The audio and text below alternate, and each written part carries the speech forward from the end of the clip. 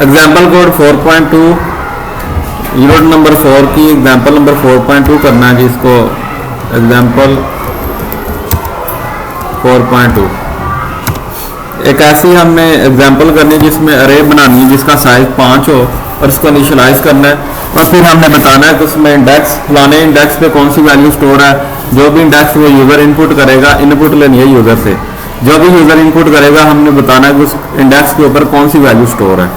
तो सिंपल इसको स्टार्ट करते हैं जी। वो आपको पता है इसकी हेडर फाइल इंक्लूड करनी है। हेडर फाइल इंक्लूड करेंगे studio.h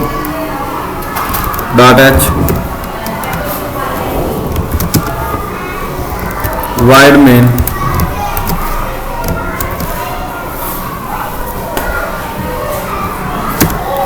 बॉडी, इसकी बॉडी हमने स्टार्ट करनी है। बॉडी में हम क्या करते हैं जी, हमने क्या करना है, एक अरे को इनिशियलाइज करना है। अरे को इनिशियलाइज कैसे करते हैं जी, अरे की टाइप लिखते हैं, इंटीजर टाइप की अरे बनानी है, अरे का नाम लिखते हैं। अरे का नाम उसने सिर्फ अरे ही लिखा हुआ है, अरे का नाम है, नाम कोई भी रख सकते हैं आपने। उसने क्या रखा हुआ जी, अरे उसका नाम रख दिया हुआ है। फिर उसका साइज क्या जी 5। अब देखिए ये यहाँ तक अगर हम लिखते हैं तो इसका मतलब है ये अरे डिक्लेयर हो गई है, लेकिन हमने इसको क्या करना है, इनिशियलाइज करना है। इनिशियलाइज करने से क्या मुराद है, इनिशियलाइज करने से क्या मुराद है कि हमने यहाँ पे इसमें वैल्यूज को स्टोर करना है। हमने इसकी वैल्यूज को स्टोर करना है। वैल्यूज स्टोर कैसे करते हैं, आप असाइनमेंट का ऑपरेटर लगाते हैं और यहाँ पे क्या करते हैं जी, वैल्यूज लिखते हैं और एंड के ऊपर सेमीकोलन। वैल्यूज कौन कौन सी हैं जी, 10, 20, 30, 40, 50। 5 वैल्यूज जो हैं ये हमने इनिशियलाइज कर दी हैं। इसका मतलब है कि ये 5 मेमोरी के अंदर लोकेशन बन चुकी हैं कंसेप्टिवली और उसमें 5 वैल्यूज स्टोर हो चुकी हैं। जिसका इसका इंडेक्स 0 है, ये दूसरे इंडेक्स पे, तीसरा, चौथा और 5वां इंडेक्स।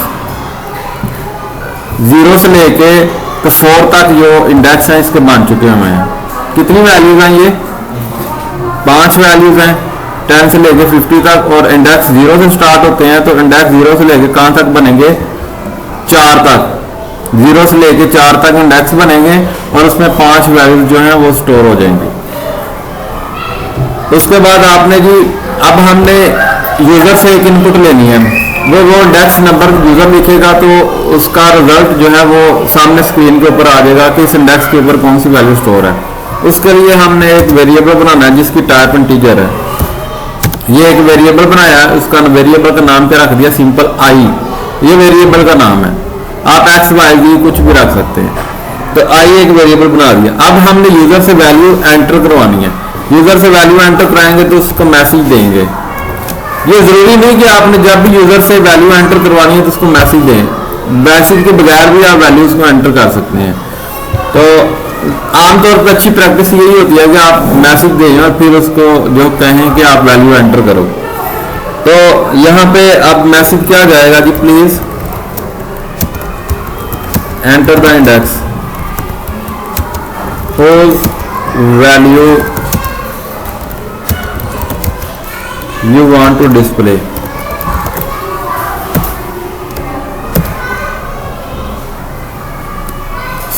ये कॉलम जो है लगाना या ना लगाना ये आपकी मर्जी है, रहने देते हैं, ना लगाना। Yes sir. ये मैसेज यूजर के पास जो है, ये मैसेज जो है ये चला जाएगा। फिर अब हम क्या करेंगे जी, जब वो एक वैल्यू एंटर करेगा उसको हमने इनपुट लेना है स्कैन एफ के लिए। स्कैन एफ से उसकी इनपुट लेंगे। इनपुट आपको पता है सबसे पहले फॉर्मेट स्पेसिफायर लिखते हैं। फॉर्मेट स्पेसिफायर इंटीजर का क्या होता है जी, %d। ठीक है जी, कामा एम्परसाइंड का साइन लगाएंगे और वेरिएबल का नाम लिखेंगे। वेरिएबल हमने जिस वेरिएबल में वैल्यूज को स्टोर करवाना है, इनपुट हमने इस वेरिएबल में इनपुट स्टोर करवानी है आई में, तो यहाँ पे आई लिखेंगे। जो भी वेरिएबल का नाम होगा वो आप लिखेंगे। इनपुट लेने के बाद हमने प्रिंट करवाना है इसको। प्रिंट किसको करवाना है, वो वैल्यू जो यूजर एंटर करेगा कि फलां इंडेक्स पे जो इसका एलिमेंट, ये एलिमेंट्स है ना अरे के, ये 5 अरे के एलिमेंट्स हैं, तो हमने बताना है कि कौन से इंडेक्स के ऊपर कौन सा एलिमेंट स्टोर है। तो the value, double quotation marks लगा, द वैल्यू इज, और फॉर्मेट स्पेसिफायर लगाएंगे डबल कोटेशन के मार्क्स के अंदर, जितने हमने प्रिंट करवाने हैं ना वेरिएबल उतने फॉर्मेट स्पेसिफायर, लेकिन यहाँ पे एक ही कराना है प्रिंट तो एक ही लिखेंगे सिर्फ। अब आपने देखें, आपने कराना कि अरे यहाँ पे आई, आप देखो ये हम अगर तो यहाँ पे हम लिख दें 0 हुड लिख दें तो फिर ये वैल्यू प्रिंट होगी।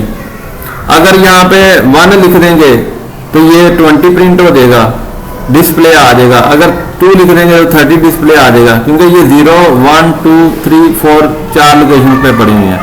लेकिन अब ये आई में हमें नहीं पता क्या इनपुट होगा, ये आई में वो वैल्यू आएगी जो कि यूजर जो है वो इनपुट देगा, समझ आ रही है। यूजर जो इनपुट वैल्यू देगा वो यहाँ पे आएगी इस आई में, क्योंकि हमने आई में इनपुट ली हुई है। इसको रन करते हैं जी, इसको देखें, एरर आ गया इसमें, एरर इस लाइन पे आ गया जी, पहली लाइन पे एरर आ गया। ये नीचे कमेंट में भी लिखा हुआ जी एरर, इसमें स्पेलिंग गलत लिखे हुए हैं, इंक्लूड। आप चलाओ, रन करो जी, मैसेज आ गया सामने। मैसेज क्या आया जी, इसको भी थोड़ा सा ना साइज बड़ा कर देते हैं।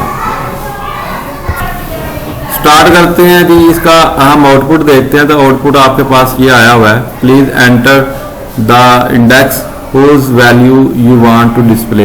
ये मैसेज वो आया हुआ है जो हमने लिखा था वहां पे प्रोग्राम के अंदर।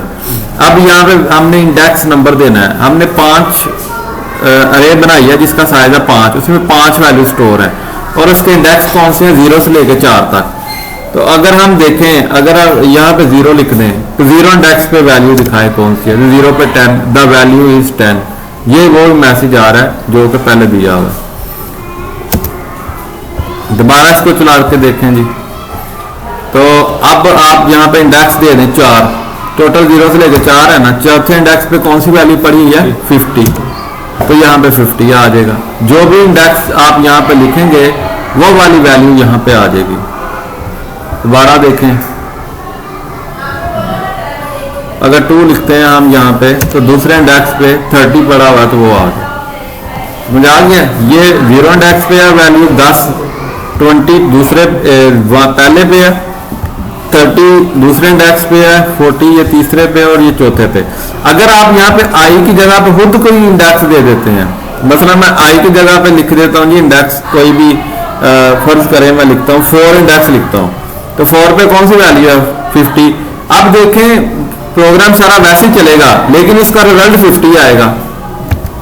आप जो मर्जी देखें, अगर आप देखें 0 पे आप 0 लिखा है ना, लेकिन इसका जब रिजल्ट आएगा तो 50 आएगा, क्योंकि मैंने उसमें वुड लिख दिया हुआ, चौथे वाली पे आए, चौथी आए, सिर्फ जो चौथे इंडेक्स के ऊपर वैल्यू सिर्फ वो आए। अगर आप 0 की जगह पे कोई और भी चेक कर सकते हैं लिख के, अगर यहाँ पे मैं 2 लिख देता हूँ तो फिर भी 50 आएगा, समझ आ रही है। क्योंकि मैंने यहाँ पे फिक्स कर दिया कि यहाँ पे जो प्रिंट डिस्प्ले प्रिंट एफ में चौथी वाली पे आए।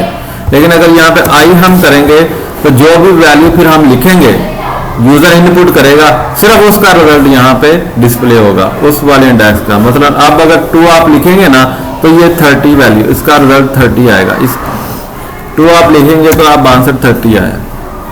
तो जो इंडेक्स आप लिखेंगे फिर उस हिसाब से, सिर्फ ये वेरिएबल का कमाल होता है, वेरिएबल को आपने देखना होता है कि ये किस तरह से काम कर रहा है। ठीक है जी।